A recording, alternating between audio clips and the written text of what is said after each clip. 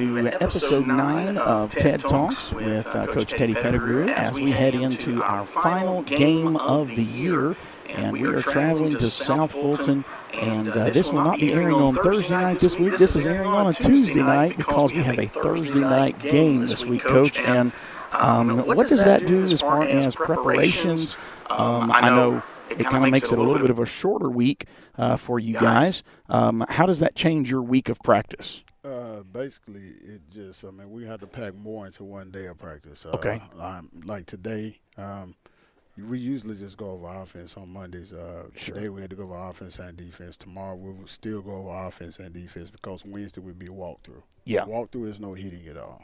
Yeah, and you always do that the day before a game? Yeah. Yeah. Obviously, going into Thursday, we are playing a South Fulton team that's 3-3 in the region. They did get a win over Halls last week. They have beat Greenfield, and they've defeated Gleason. So, which were all games, I would say. I know Halls was a little bit different situation, but Gleason and Greenfield, you were kind of in those games. Yeah. So it's definitely a winnable game.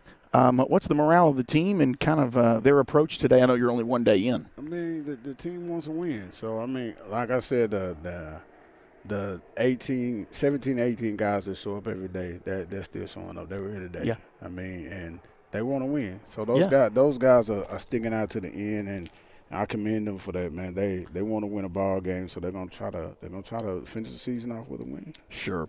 Union City obviously was a pretty big handful last week. Obviously, you pointed at the end of that game to the bright spots you've just mentioned. It's the same 18 guys that are coming to practice, and only 4 of them are graduating this year. Yeah. That's a pretty good, group of hopefully guys that will play again next year. Obviously, you're not looking to next season as much as you want to get that win before you exit this season. What does the long trip down to South Fulton look like for this team? Obviously, put us on that bus. Let us know what that ride's like. It's business as usual. Okay. We don't expect them to do anything any different than what they have been doing. Just, want them to be focused. Yeah. Focus on the task at hand. That's what a coaching staff is, and that's what a team is. We want them to be focused and carry out their responsibilities.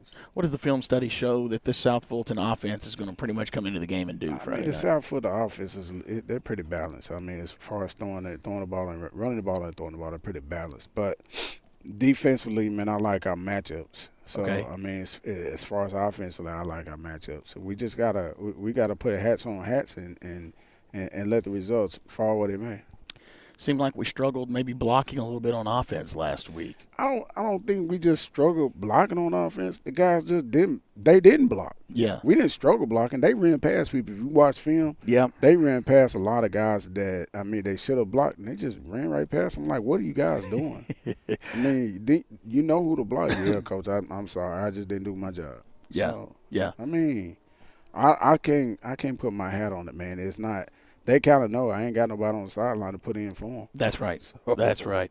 Well, and I noticed it even more on special teams of, the Well, special teams, the execution by the kicker was not where it should have been.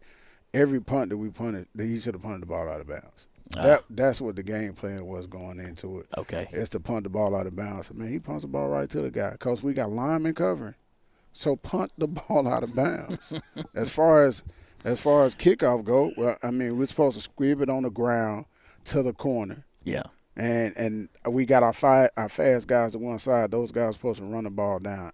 They kick it right up the middle of the field. Yeah. The execution has got to be there. We have a plan, and if you don't execute the plan, you're going to get exposed. Yeah. You can't cover kicks with linemen. No. So we have a plan for it. Kick it out of bounds. Yeah, definitely so. And it didn't happen. And that, you had one that opening touchdown for them was a punt right down the middle of the field. Right down the middle of the field. With linemen trying to cover. And there was another punt. Had Isaiah Crawford not pushed the young man out of bounds, he was gone. Yeah. He was gone. There's another punt that's supposed to be punted out of bounds. Yeah. No punt Friday night was supposed to stay in bounds. Wow. Punted out of bounds. We practiced it all week, and the ball was punted out of bounds all week until we got in the game and they punted the ball down. Punt the ball out of bounds. Tornadoes definitely blew into town and gave a devastating loss. I mean, it was one of those losses you felt like, once they got going. I mean, at the end of the first quarter, we were still in it. But then that second quarter there, man, when they scored 2 touchdowns in about 2.5 minutes, that's offense and defensive both, 2.5 minutes.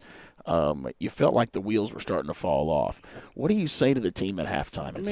I don't never feel like the wheels are about to fall off. I mean, I'm a fighter to the end. Yes, sir. So, I mean, what I say to the team is, man, let's go out there and finish the half. And I'll try to correct the things we did in the first half that we did wrong. Sure. I mean, I'm going in and I'm coaching. I'm coaching to the end. I'm trying to correct it, and I'm trying to keep their morale up. I mean, going in at halftime, the guys were not down. They was like, man, let's go back out there and finish. Good. Let's score some more points. Wonderful. So, I mean, I got a good group of guys. It's just, man, we need more guys to play. I mean, that's been the Achilles heels of Humboldt football back when Coach Reed was here, Coach Ballard was here. Now I'm going through the same thing. Sure. And, nothing has changed as far as, giving me what I need as far as what they did not have. It's still the same. Yeah. So, we need some help with, from administration when it comes to how to schedule football.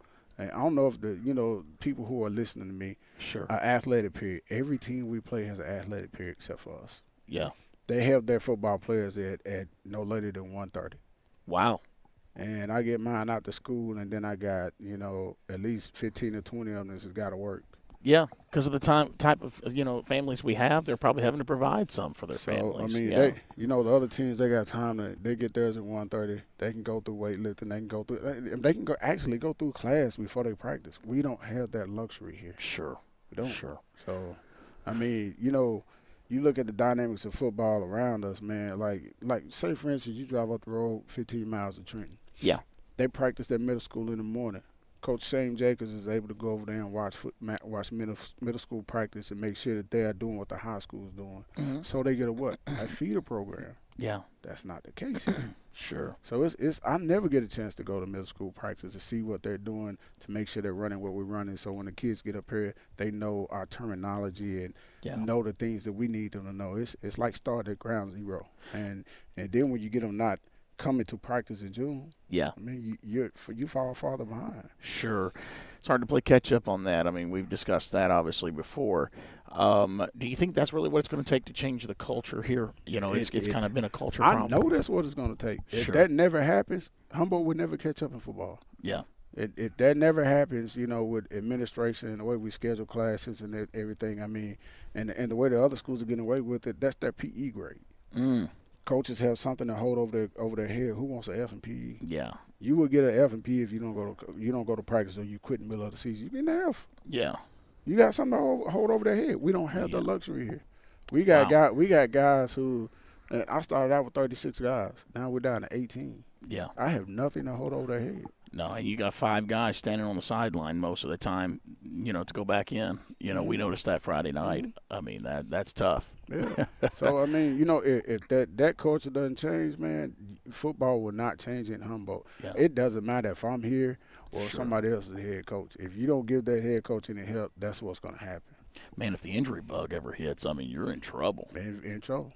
Yeah, the games could get called early. You just don't have the kids to send out. And what an embarrassment and a black eye that would be to a program to hear, well, Humboldt had to quit because they didn't have enough players. Yeah, I mean, like I said, it happened with Coach Reed. Yeah. It happened with Coach Ballard. I mean, I'm going to do my homework. I wouldn't talk to those guys. Same thing happened. Yes. So – how do you keep these kids motivated when maybe you feel like obviously you're not getting the resources that you need, or as far as the schedule there, keeping those kids motivated not to leave you next year? I mean, I just tell them, man, I'm going to show up every day. And if you guys feel like that you're not going to come back, at least tell me. Yeah. So, I mean, right now I have 14 guys who hadn't told me anything about they were going anywhere. Wow. So, yeah. So I mean, they know the hard work that I do, the sweat that I put into this. They know I'm here 7 days a week. Yes, sir. They know they can come up here at a certain time on the weekend. Coach Pettigrew's going to be out here. Yeah. I'm going to be at the school. I'm going to be out here doing something. They know that. Yes, sir. So yes, sir. My coaching staff is the same way. Yeah. They're here. So we're game planning. We know what we're doing. We know how to stop people. And we know how to score points on people, but we cannot get out there and do it ourselves. That's exactly right. Kavion Taylor has really grown into that role, hopefully being able to roll that over into next year. making that change kind of early in the year, and that was not necessarily a slap on Jay. Jay has really adjusted well and become a big play. I mean, one of the plays, I know it was a defensive pass interference, but he sold that penalty. Right. It wasn't a flop. It wasn't he flopped and the penalty never happened. He sold that penalty. That was senior leadership on the field. Well, I mean, if you look at the 2 plays before that, he sold that one and they didn't call the pass interference. The guy tackled him then as well. So, yeah. I mean, Jay is an athlete, man. I hope some college gives him a chance to play college football. If he goes to a program that they have guys who have bought in and really putting forth an effort to win, Jay would be a great teammate to have. Yeah. He will be. So I take my hat out to that kid, and I'm shopping him around the colleges all across the nation. So we got some hits on him. We got, some colleges who hadn't caught on to him, but they will get a special athlete. They get him on campus. You're keeping us on our toes in the press box with putting them in that one formation, and we don't know who's getting the ball at that point. It could be Jay. It could be Kavion. You haven't totally moved away from Jay. He threw a touchdown pass a couple games ago. Right. So what went into that decision to make the change to Kavion mainly at quarterback? I mean, what went into the decision is just he manages the game better. Okay. I mean, with practicing both of those guys taking reps in practice. Sure. We just noticed Kavion, he manages practice better. He manages our offense better. Sure. So it was a no-brainer. Yeah. And part of that decision was Jay. Hey, let him be the quarterback coach. Good. I'm not making the right decision. I want to win. Yeah. So when you got a teammate like that who's unselfish, man, you got a special guy. That's the kind of stories that need to be told, too, about these kids.